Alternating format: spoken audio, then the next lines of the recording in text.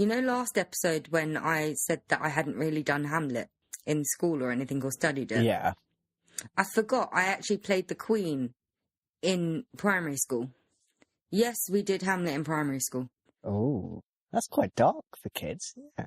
I know, but no, we didn't actually do all the words and stuff. We just sort of went through the story a bit, and I was the Queen. So you're the one that married your brother? No, I was married to the King, Hamlet's father. Yeah. King died, and then I married the King's brother. Oh, right.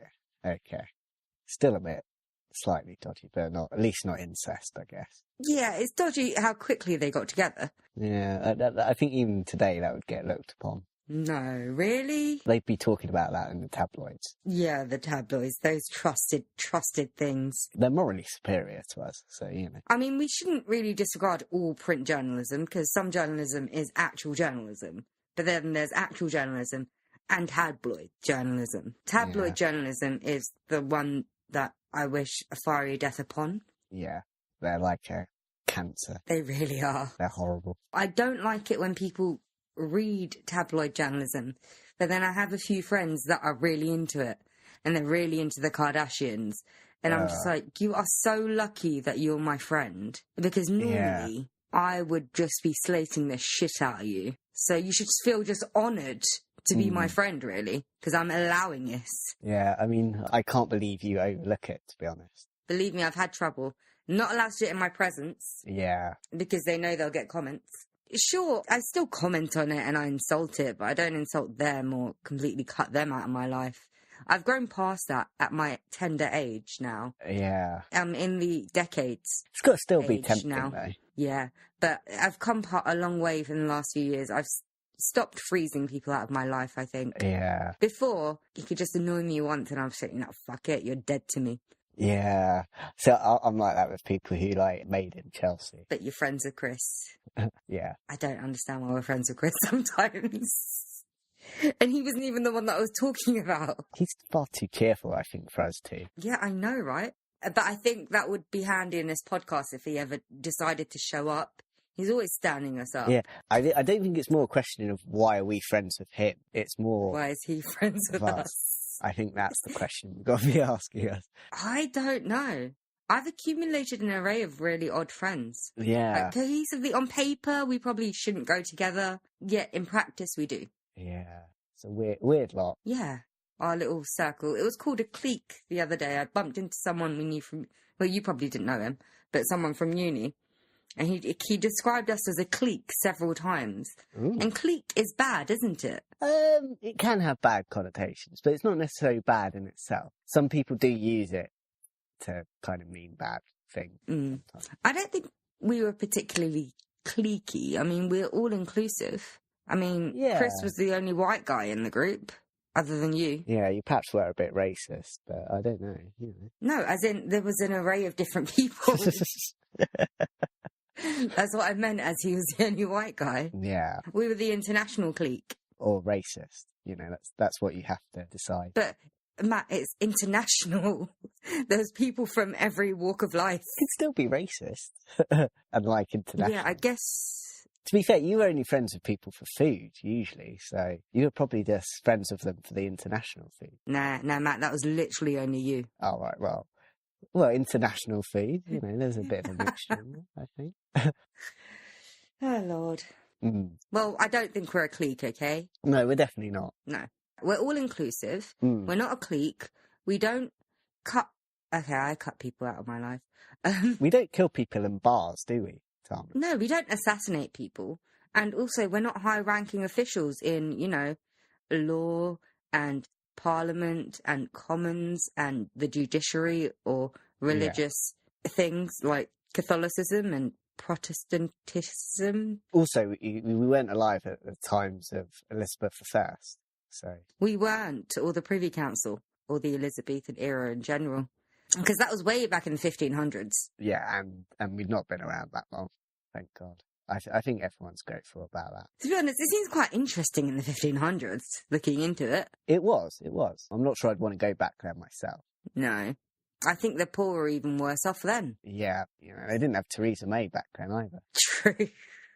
Other than this fellow that we're discussing this week, Ooh. he came from very humble beginnings. Oh, yeah, he did. I heard he did have a meteoric rise. Yeah, his father was just a shoemaker, yet he did good. Ooh. So this week we will be discussing Christopher Marlowe, also known as Kit. I think we've got to have some intro music at some point. I think we should have it right here. Just let's point right here. Point, because everyone can see us. Yeah, let's point. We'll just insert here.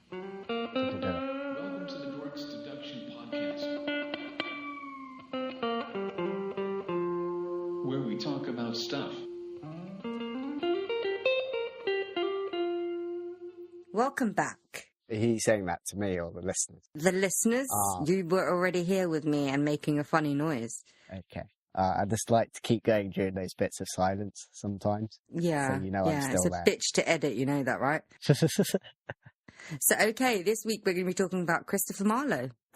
We have mentioned him before when we were doing the Who is Shakespeare episode, because he is rumoured to have written the works of Shakespeare, because some people don't think Shakespeare really existed. Yeah, and, you know, there's similar themes between the two playwrights' plays. Yeah, Shakespeare is said to be inspired by Marlowe. Yeah, like, I was reading that Shakespeare's early plays, they're not, you know, he wasn't quite a mature playwright then, whereas Marlowe's were. Yeah. Well, Shakespeare had time to mature. Marlowe didn't. And I feel like Marlowe probably led a more interesting life that he could write about, because writing is all about the experiences, right? And some of them that he put in his plays. Yeah, I think with both of them, they probably both had pretty interesting lives, particularly for the time. They did a lot of travelling, which not everybody did, so... No, just writers, apparently. Yeah. Playwrights. Well, playwrights were a big thing back then, though, because there was, like, no other forms of entertainment, really. It was the 1500s. You can't just put on a TV or go to the cinema. I mean, theatre was the thing to do. If you became the monarch's favourite, I mean, you were pretty big. What some people are suspicious about is the fact that Shakespeare didn't really become, like, really popular. He didn't kind of make a big name for himself until after Marlowe died.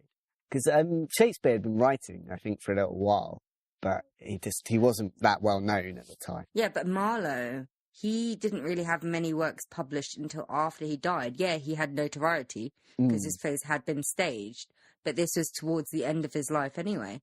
Yeah. So he didn't really start picking up steam until around the time he died anyway. Yeah. As well, should I say. So, Kit Marlowe, who we know from Only Lovers Left Alive. Oh, yeah. Yeah. I did go back and watch it after you told me that John Hurt's character was Christopher Marlowe, just to get it, and I was like, Kit. Okay, I get it now. Kit Marlowe. We don't have a specific date of birth for Christopher Marlowe.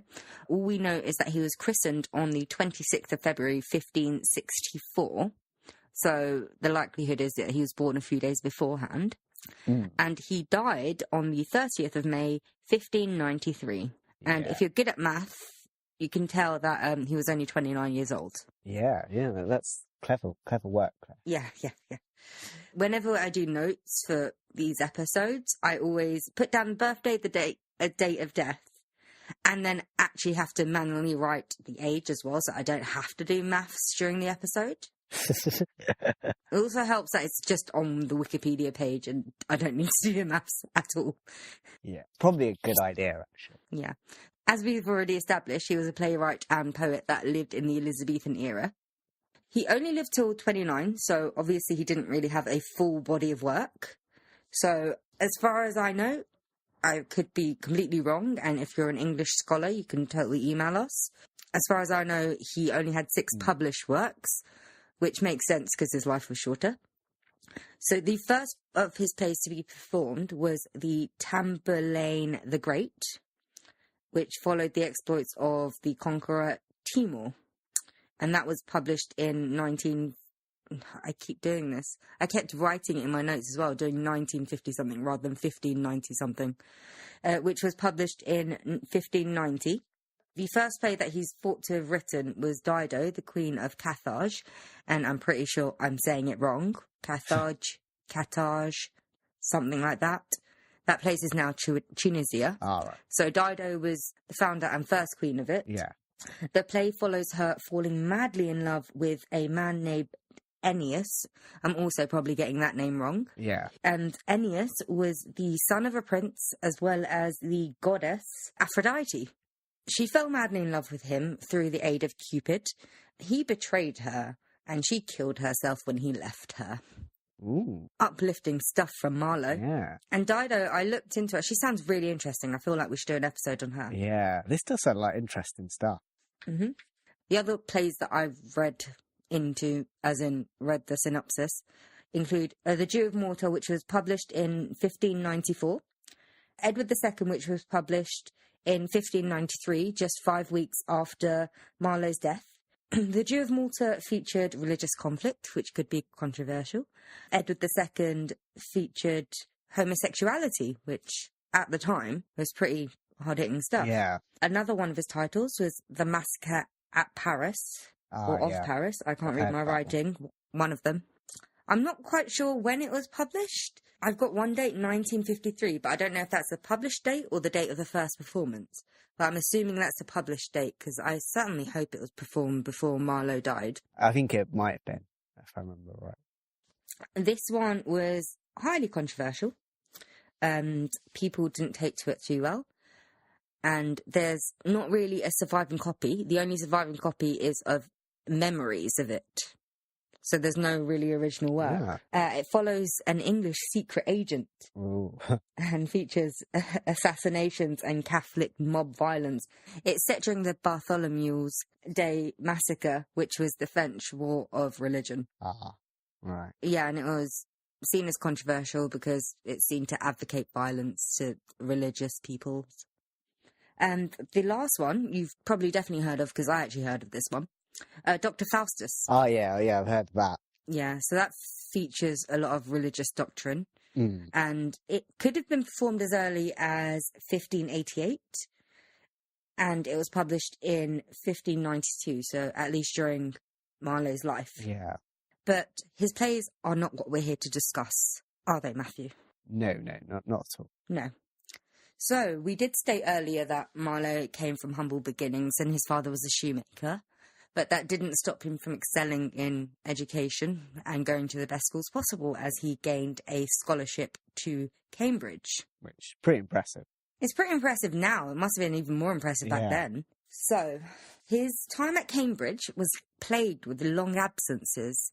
And even though he was a scholarship student, he seemed to have a lot of disposable income. Towards the end of his days studying there, they didn't actually want to give him a degree because they thought he was going to go abroad and become a Roman Catholic priest. Yeah. But the Privy Council stepped in to help him, and they wrote a letter to Cambridge advising them to give Christopher Marlowe a degree. This is strange because the Privy Council is basically the elitist of the elite in that time period. So the Privy Council comprised of, I did sort of mention earlier, but I didn't mention what I was fucking talking about. So the Privy Council comprised of various religious leaders, members of Parliament in the House of Commons, House of Lords, judges, and they'd advise the monarchy. And they basically just run the joint. They did executive orders like Donald Trump does, probably in quick succession as well. It wasn't to repeal what the previous Privy members' own laws and rules of conduct, but hey-ho. It's a sore point with you. Yeah. So you could see how it was strange that these people that are shrouded in mystery, they're probably like MI6 in today's government. They're definitely pretty good friends to have, I would have thought. Yeah, they're pretty good friends to have, but this is a humbly raised shoemaker's son. Which, that's got raised suspicions, I guess. Yeah. Well, because the Privy Council stepped in and wrote a letter, people in recent times, I say recent times, in the last 500 years, have... But it's more like 400, really, isn't it? Yeah. The last 400 or so, the last 400 and so years have come to the conclusion that Christopher Marlowe was a spy. I think they're pretty certain he was, weren't they? Yeah, there's no evidence whatsoever, but then again, he's a spy. And then again, there is the letter to Cambridge. Yeah. Yeah, which says that he has conducting unspecified affairs with matters touching the benefit of the country. That kind of sounds spyish, doesn't it? That sounds very important work, that does. So. Yeah. I mean, it's very vague. But if you've got the Privy Council, the people that advise the fucking monarchy, which actually used to mean something back then, and actually used to do shit. Yeah. And we used to celebrate their birth just so you had a figurehead that people could follow. Yeah. Well, back then, the monarchy was more than just that. Monarchy was more than what? They had absolute power back then, almost. Yeah, I know. Pretty much, so. I know. The monarchy meant something. That's what I meant. Oh, I'm right. just making a slight on the fact that people are celebrating that this duchess has gotten herself pregnant again. Yeah, and the fact that some little shit's going to school. Oh, yeah, that kid's going to school. I will admit that kid is cute, but I don't give a shit. And also, who runs around taking pictures of a fucking 3-year-old? Like, who does that? That's fucking creepy. Like, you should get arrested for that shit. I can understand school photos, because a lot of people do that. It's all over Facebook, you know, people taking photos of their fucking kids. Yeah, but I saw a pap shot of him going to school. Yeah, true. People should be locked up. Yeah. I thought in Britain you're not allowed to take pictures of kids under like 16 or 18, even if they are a celebrity's kid. I think technically paparazzis can do whatever they want. Okay, yeah, they can do it, but we're not supposed to be able to publish it. Yeah. British press aren't supposed to be able to publish it.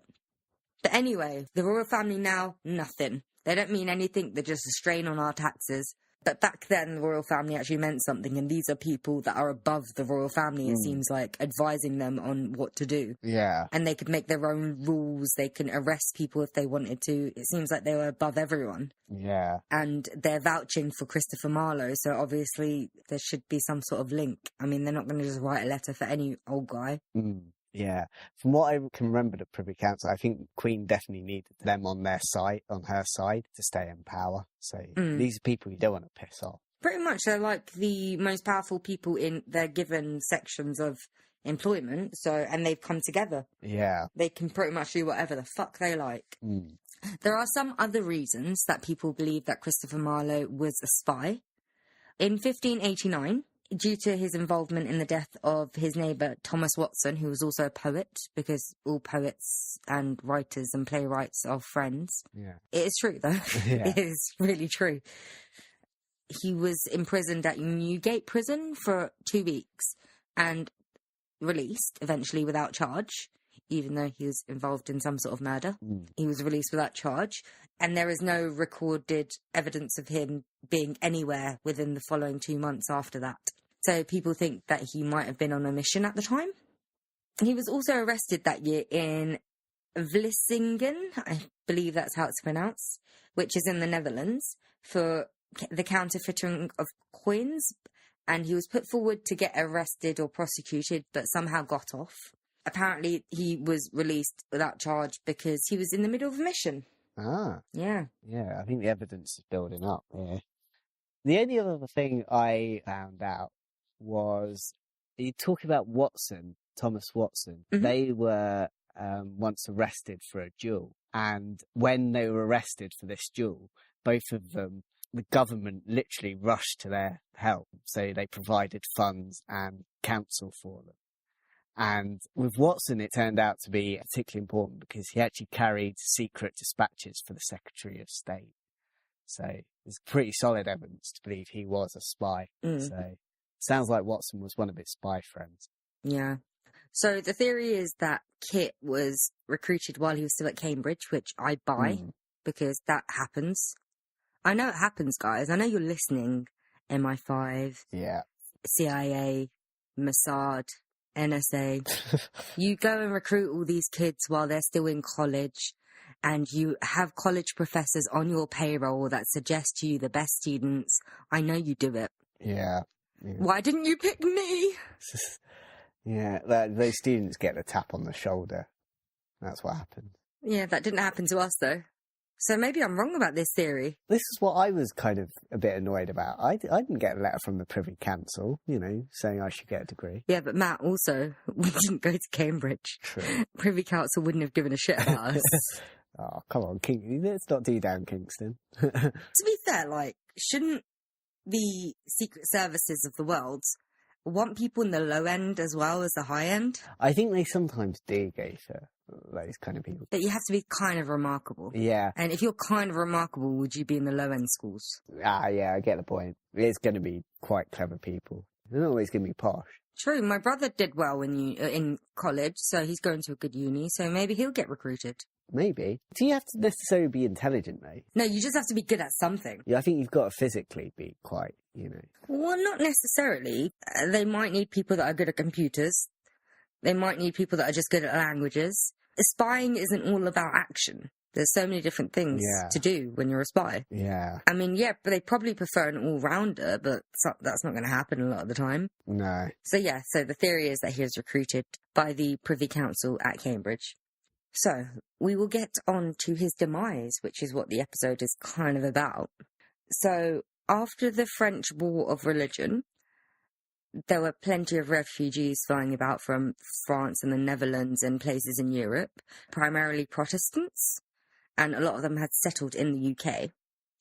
In May 1593, a large number of them started receiving threatening letters that were written in iambic pentameter. Ooh. So iambic pentameter is a style of writing which is frequently used by Christopher Marlowe. Yeah, I think I've heard of it, but I don't know what it actually is. I think it's something to do with the beat. Yeah. I do remember someone telling me what it was about, but I wasn't really listening, I don't think. It's not necessarily rhyming, I think it's just the beat of a sentence, I believe. But I'm not 100% sure because it's been a while since I did English. So I currently only know the basics, and to be honest, I never really liked poetry writing all that much. We like the beats though, don't we? Yeah, we like the beats. I mean, I know it's surprising that I don't like poetry writing that much because I'm such a good songstress that Matt knows about. Oh, yeah. You've listened to my songs. Yeah. Yeah. Well, song. Yeah. And I've actually written some poems, actually. Maybe I'm a poet. I would definitely say you're unique. I have a unique outlook in poetry. I don't deal with, like, the pastiche or...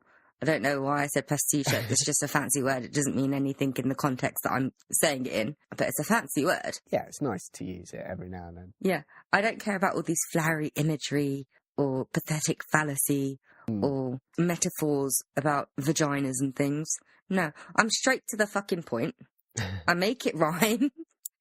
Sometimes the sentence structure isn't great because, like, one sentence is about 6 syllables long and the next sentence about 12 syllables long. But it works. Yeah, it works. For who the audience is intended to be. Yeah. Which is our clique, Matt. Oh yeah, our terrible clique. Yeah. So these letters were written in iambic pentameter, and following this, the Privy Council ordered the arrest of any of those involved. Initially, Thomas Kidd, who is also a playwright and contemporary/colleague of Kit Marlowe, was arrested, and writings were found similar to that of the tone of the letters, and Kidd claimed that it was actually Christopher Marlowe's writings.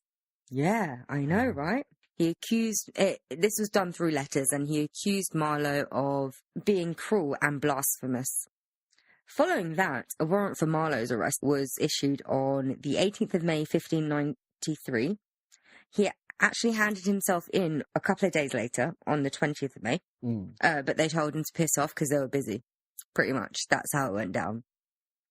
They probably didn't use those words, but that's how it went down. 10 days later, on the 30th of May, Marlowe died, and people believed initially, as well as centuries afterwards, that he was stabbed to death in a drunken brawl. In 1925, an inquest into his death, which happened a few days later on the 1st of June 1593, was uncovered by Leslie Hodson, and that inquest said that he was stabbed above the right eye and he died instantly. He was stabbed by Ingram Fraser, I believe that's how it's pronounced, or Fraser? I don't actually know. I think Fraser, there's probably, could be either. No, Fraser, wouldn't there be like a T or somewhere in there? Maybe. It does, Fraser sounds a bit German, I think. Yeah. We'll call him Fraser. Yeah, so Fraser killed him in self-defense because Marlowe had actually tried to stab him in the head with a dagger. And this was said to be a disagreement about finances. I heard it was a disagreement over the tab at this bar. Is that not finances? Kind of. It's money. Finances sounds a bit more serious. Okay, then. It's about a tab at a bar. I just didn't want to rip everything off Wikipedia, so I reworded shit. You were pedantic about the spiders. I'm going to be pedantic about this. Go away. They don't know what we're talking about with the spiders. Yeah, well, that's just for you. Like I said before, this only came to light in 1925.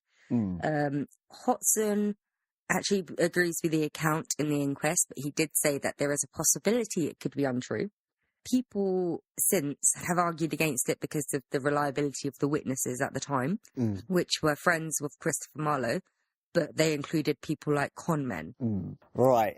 Yeah, as you said, there's reason to not believe these witnesses because they were quite a dodgy set of people. Technically, the story was that it was in some kind of bar, in some kind of like public house kind of thing. Yeah, and it turns out it was in a widow's house. It's a safe space for spies as well, it turned out. So it's a safe house, basically. Yeah, and one of the people involved, it was either Freitzer or Poli. I think it's Poli. Oh yeah, there was quite a few people at this point in time that I should have mentioned before. There was quite a few people at this gathering. Yeah, he was known to be a proven liar.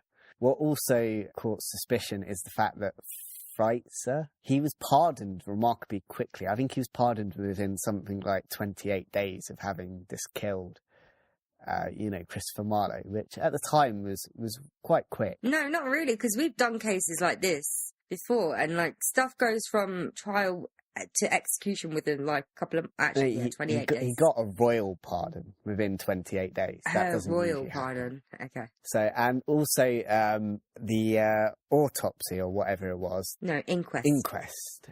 Well, and actually, I think I am talking about the autopsy here. The autopsy was only done by one person when there should have technically been two people there. That's been highlighted by some people as being a bit suspicious, and because if that was known at the time, or if people had known about that, they wouldn't have taken the conclusions of that autopsy seriously. So it shouldn't have ever gone to the inquest, that autopsy report. Also, I think I read something about the fact that the wound couldn't have killed him or something like that. So there's a lot of things that don't add up for some people. So what are some of the theories that people have come up with? A lot of it has to do with the fact that Marlowe was quite a controversial character. You mentioned that he wrote The Jew of Malta, which had some homosexuality in. No, I think that was that another one? 1 second. That was Edward II. Ah, right. I think The Jew of Malta featured anti-Semitism. Yeah, there was rumours that Marlowe himself was a homosexual as well, so that would have been pretty controversial. He didn't marry at all. Yeah. He was just, in general, known as a quite controversial character. In general, he made a lot of, like, anti-church kind of comments, and he made, apparently, is it Thomas Kidd, was it? Yeah. He insulted him with some rather rude jokes about Jesus, same-sex love and the Bible, so... And mostly, I think he was trying to provoke a response from this Thomas Kidd. Yeah, he's just like the Piers Morgan of his day. He was a bit of a rebel in some ways, I suppose you could say, particularly for the time. I just realised I insulted Kit by saying he's the Piers Morgan of the day. I know. That's harsh. I should have realised that. This became particularly dangerous because in 1593, the year he died, heresy kind of became akin to treason, so...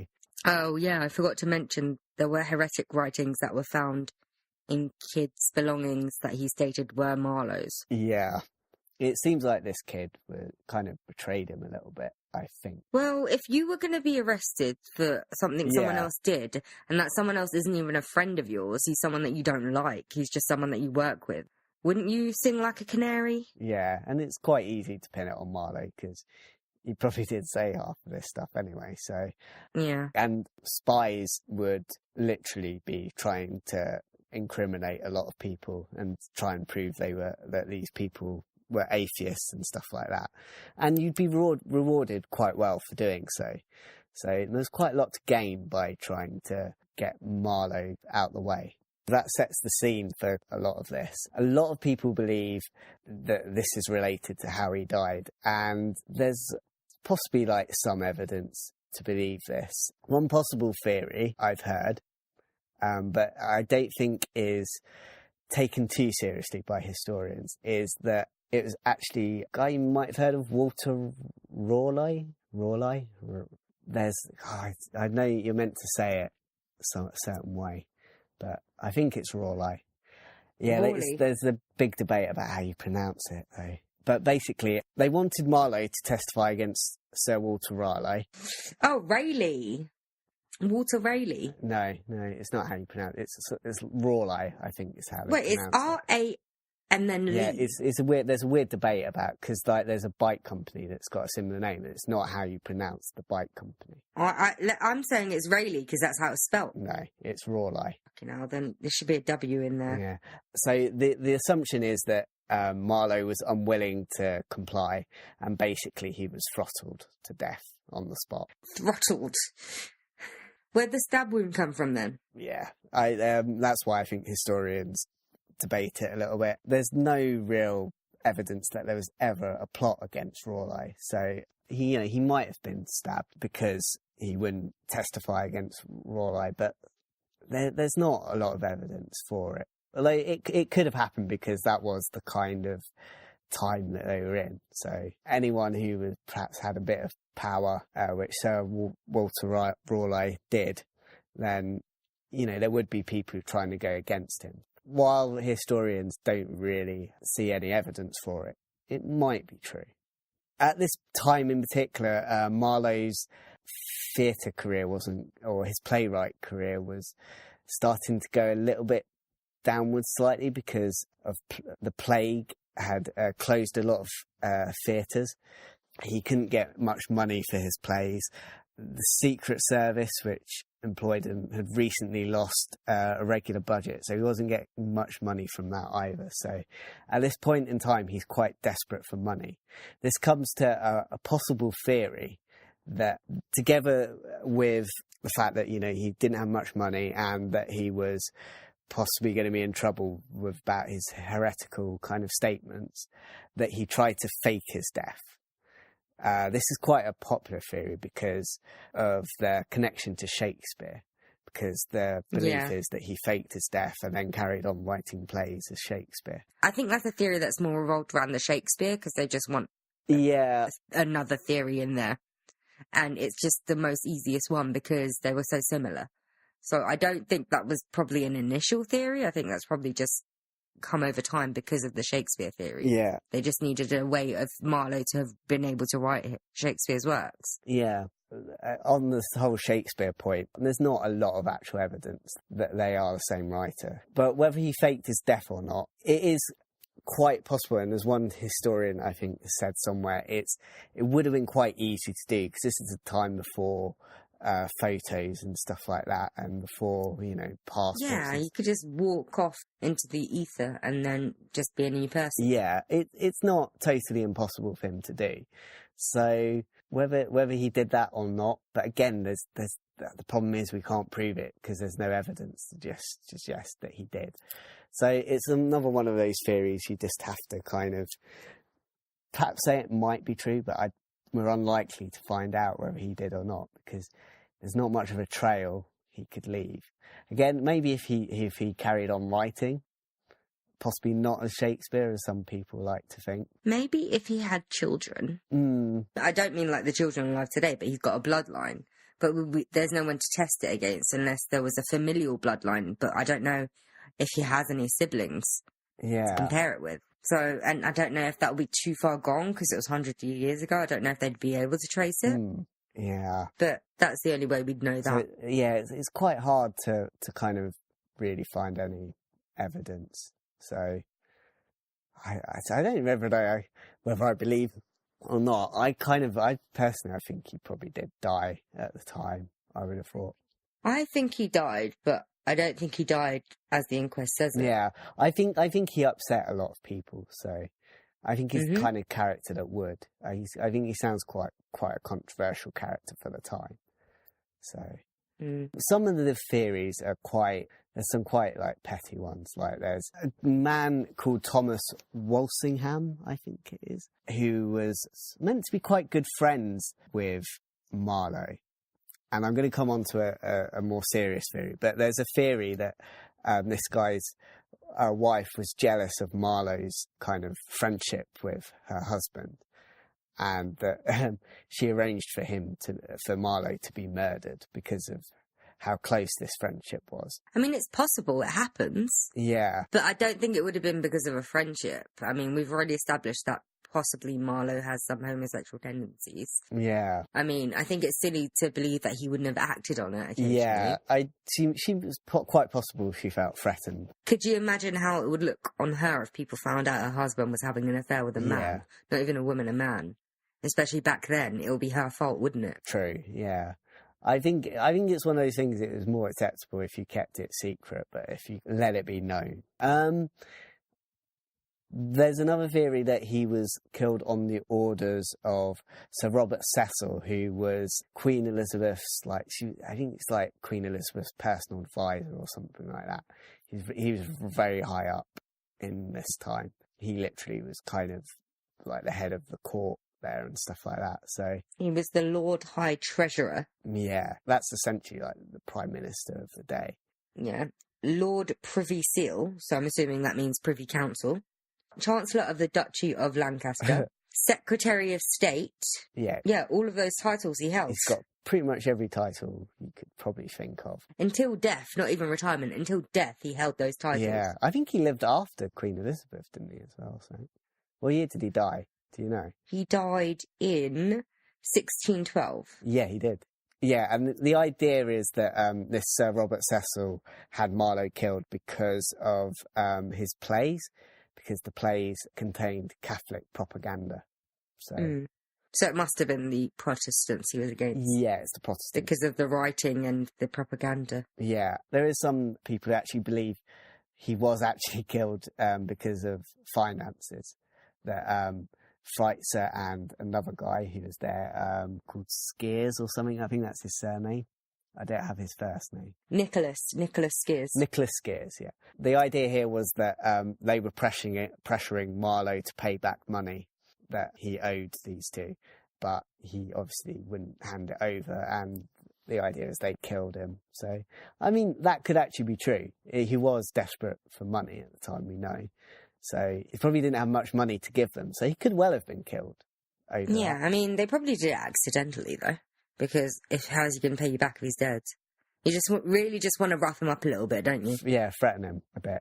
It does seem a bit convenient, though, with all that's going on, I think, for him to just die over a fight over money. Mm. There is actually one rumour that the Queen herself ordered the assassination, but I think I read historians don't really believe this because there's not much reason for her to be personally offended as such. I guess if he was getting a large following and then he was expressing his beliefs upon them, he could be changing the minds of her subjects.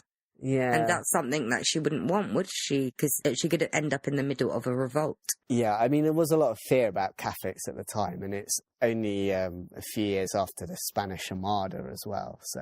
I think it's more to do with him being on the verge of atheism. Yeah. So it's possible, but from what I've read, people aren't too convinced by this one. I don't understand, because the theories I've read, it's just like, some of it is because he's Catholic, some of it's because he's atheist. Do we know what religion he actually was? I think he was just a bit of a provocateur, so I think he kind of just would go with whatever pissed people off at the time, I think.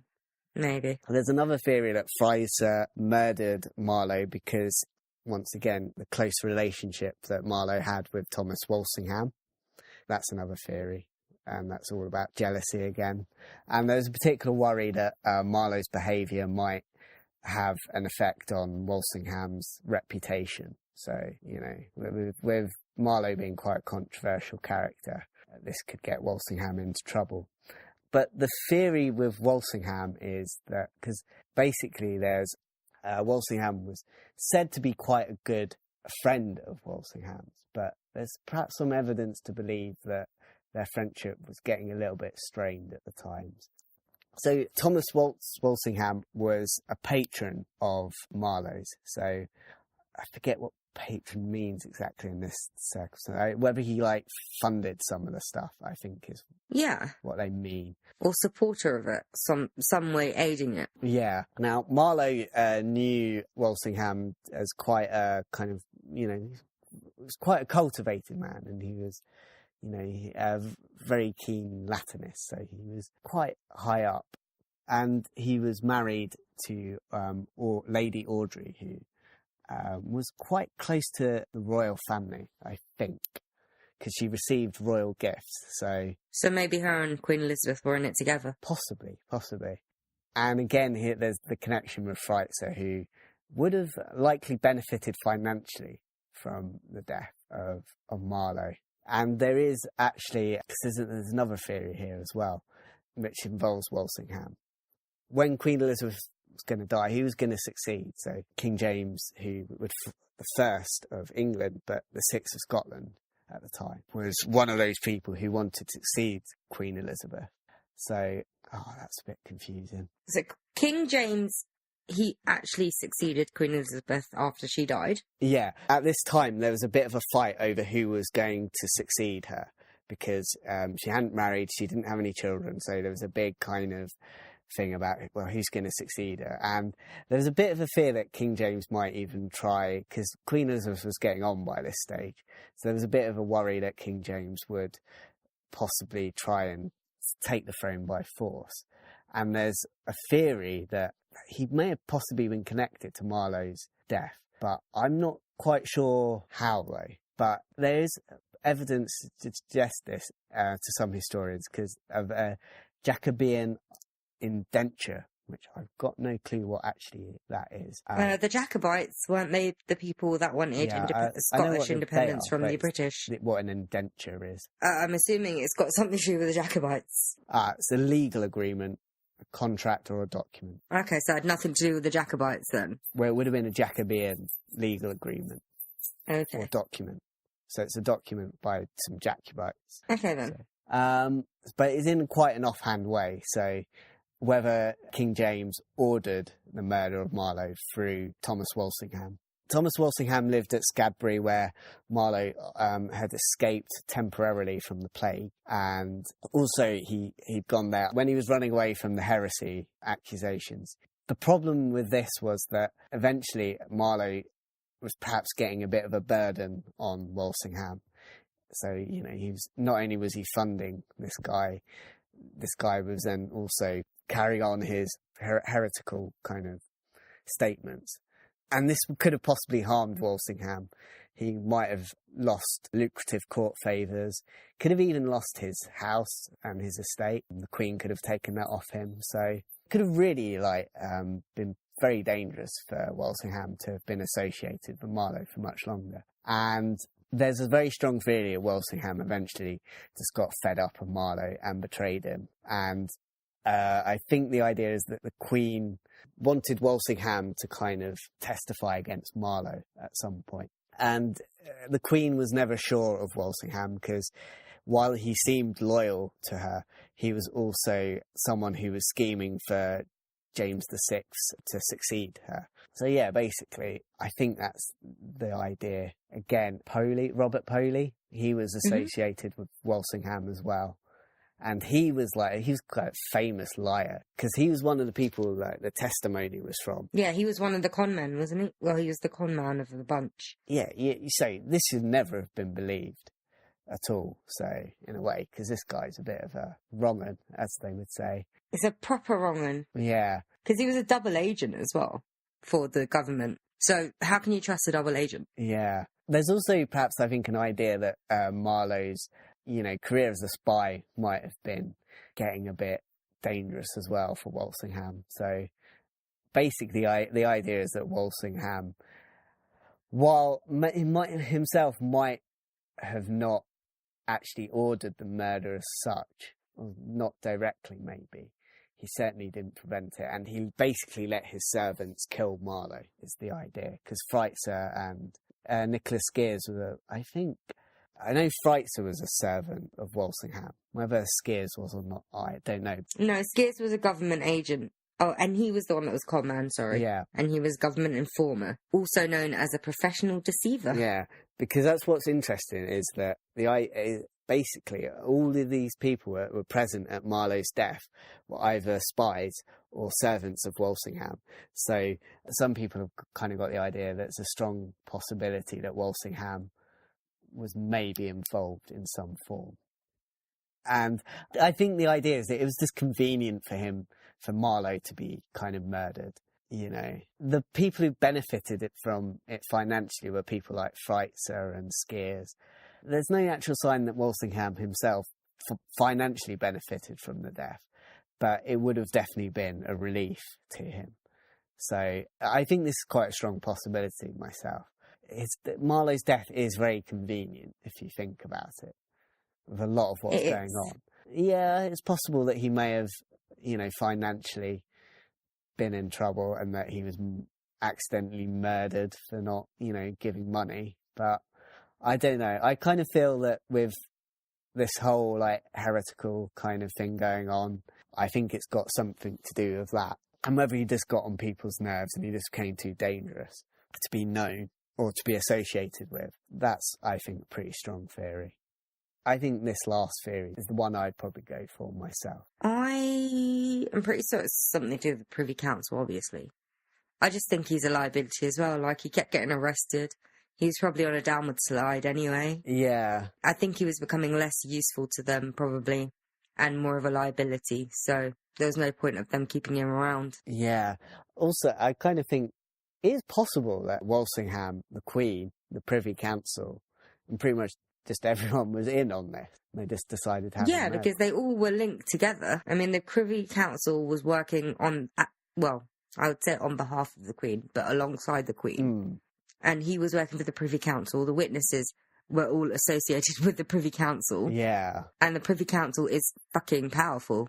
And that would explain the inquest as well as the autopsy. Yeah. He didn't have a standard autopsy. He had a royal pardoning. I mean, not him, but Fraser had a royal pardoning. Yeah. Which, why the hell would he get a royal pardoning? It does just seem everyone wants to just kind of get this over and done with as quick as possible. Just kind of slide it under the carpet. So, yeah, maybe they're all in on it, the Queen, the Privy Council, and the people in the room. I kind of feel it's got to be in a way because as I said, that pardoning was unusually quick for the time. Particularly a royal pardon. I don't understand why there was a pardoning. Yeah, but what's also interesting is that as soon as this guy was pardoned, he went back to working for Thomas Walsingham. And if you consider Walsingham was meant to be a really good friend of Marlowe's, would you necessarily welcome the guy who's just killed your friend straight back? If the inquest was true, Marlowe tried to attack him first. Yeah. And did attack him first. Yeah. He's essentially a servant and he's just killed your kind of friend. Well, Fraser, I don't know. I just think they were all in on it, the higher-ups, because he was a liability to them, especially if he was mailing stuff to Protestant refugees. Yeah. I mean, that's not keeping his wackiness contained anymore. That's spreading it on people that didn't ask for it. Yeah. He didn't have many, inhibitions, get what I mean? I think he thrived on the controversy a lot. I think that he just overstretched that a bit. He liked being controversial. Yeah, maybe. Didn't realise, actually, this is going to get me killed one day. Exactly. It's quite a conservative era. Yeah. And he was very forward-thinking with his work. And his work was gaining traction as he was dying. Yeah. So if they'd let him live any longer, it could have gotten more outrageous. And they want to keep people in line. Yeah, because I was reading stuff about him being a street fighter. He sounds like he thrives on danger a little bit. So yeah, that's probably why he loved being a spy. Yeah, that's probably why he signed up to it. It does sound pretty cool being a spy. Or the spy life for him. Yeah, the spy life. I wouldn't necessarily mind writing plays and having duels and. Yeah, you need to learn how to write, Matt. Fuck off. I can write. If you say so. Yeah. I definitely agree there's something fishy. And I certainly don't believe the official account of what happened here. I don't either. It's a bit too tied up with a bow. And to be fair, I don't think a lot of historians do. I think they all think it's a bit dodgy from what I've read. So it's bollocks. Yeah. Yeah, it's a shame that he didn't live longer because he seemed very radical, forward-thinking. I feel like he could have done some work. The only reason Shakespeare is so famous is he did so much work and his career lasted quite a while. Marlowe could have been on the same level as Shakespeare, I guess, if he was allowed to live. You know what? We could have been, celebrating Marlowe these days. Yeah. He could be the famous playwright and we wouldn't know much about Shakespeare. Yeah, and admittedly, Shakespeare was influenced by Marlowe. Yeah. And that was right at the beginning of Marlowe's career. Could you imagine what it would grow to? That's one of the things that kind of puts me off the idea that Marlowe might have carried on as Shakespeare. Because from what I understand, Marlowe's plays were like a lot more maturer than Shakespeare's at the time. You've got to believe that Marlowe would suddenly just start writing kind of more immaturely as Shakespeare and then suddenly start writing maturer plays again. I don't think that quite worked. Yeah. This episode has made me feel like we should do a Shakespeare follow-up, because I don't think Christopher Marlowe was Shakespeare even more than I didn't think he was before. Yeah. Because now seeing his personality, I don't think he'd hide it. He's very outgoing. I don't think he'd be able to live a cushy life packed up away somewhere. I don't think he'd be able to fake his death and carry on writing as Shakespeare. I don't know. The thing is, what I read is that he wouldn't have been that famous outside of the educated cities. So like Cambridge and Canterbury and perhaps London. He wouldn't have been awfully well known outside of those places. So it is possible that he could have hidden himself away for a while. Would he have stopped working? I mean, I don't think he would have been Shakespeare. I don't think he wrote Shakespeare's work, but I don't think he would have stopped writing if he faked his death. To be honest, he sounds to me a bit of an exhibitionist. I'm not sure he'd be able to hide away, necessarily. No. He'd come out. He probably might go away for a little while until everything dies down, and then he'd come back saying, haha, fooled you guys. Yeah, because I think some people go on the fact that, because there's a portrait of him, and I think some people think it looks suspiciously like a painting of Shakespeare later on in his life. But I don't know. It's not like obviously similar, so I couldn't say whether it is him or not. I'm going to go out on a limb here and say I think all the guys back then looked the same. Yeah, pretty much. I They had the same fashion, they had the same looks. And also, it's a painting, it's not a picture. Some things could be different. Yeah, I did notice that Marlowe, for the age, he looks pretty good looking in it. When you consider a lot of people look pretty ugly in those paintings of the time. Yeah, he does actually look decent. Yeah. We better wrap up soon, I think. We do need to wrap up. Yeah. So, yeah, I think that he was off by the Privy and the Queen. Yeah, I think pretty much everyone was responsible for his death. Even the bloody wife. Yeah. Really? Even Audrey? Possibly. I think maybe Thomas was perhaps a bit reluctant to have him killed, and his wife was perhaps putting pressure on him and stuff like that. You know, think of all this. You know, look at the house and the gifts. Okay, I don't think they're all connected to it, because there's so many theories. I don't think they're all connected to his death. I think it's just the Privy and the Queen and the people around them. Do you know what? I think society was responsible for his death. I think society's responsible for a lot of deaths. Yeah, and I think society should have a good look at itself and think about what it does. Yeah, so I think we can say goodbye because I don't want to talk to you anymore. I've spent too much time with you today. Yeah, exactly. And I'm sick of your face. You're going to make me cry now. I might just go watch the Jews of Malta or something. No, it's the Jew of Malta. Yeah, the Jew. There's only one Jew in Malta. Come on. Apparently, if you talk to Kit Marlowe. Kit is actually a cool name. Yeah, it's not a bad name. Fun fact about Christopher Marlowe. He was recently played by Jamie Bell in a adaptation, well, not an adaptation, a TV show about William Shakespeare called Will on TNT, which has been cancelled. Ooh. I think it was Jamie Bell or one of the other Jamies, but I'm pretty sure it was Jamie Bell. We'll have to find that out. No, it's been cancelled. I can't bother to watch it. I was going to, but... Who cares then? Apparently its reviews are a bit mixed, and now it's been cancelled. I'm just like, well, should I waste my time? Probably not. Yeah. As we established, I don't like historical dramas, so... And also, I actually forgot how depressed I was before we started this episode about Kit only being 29 when he died and having that body of work, and we're almost at that age. He's only a few years older than us. I think it's best not for us to linger on this, Tarman. Yeah, so I'm just going to go and cry myself to sleep. Anyway, so we've got 2 and a bit years to write something. Wait, so 2 and a bit? How old do you think I am? Oh, fuck, you're older than me, aren't you? I'm older than you, am I? Yeah, younger. Yeah, I'm younger than you. I'm 21, remember? Fuck off. Okay, yeah, I forgot you know who I am.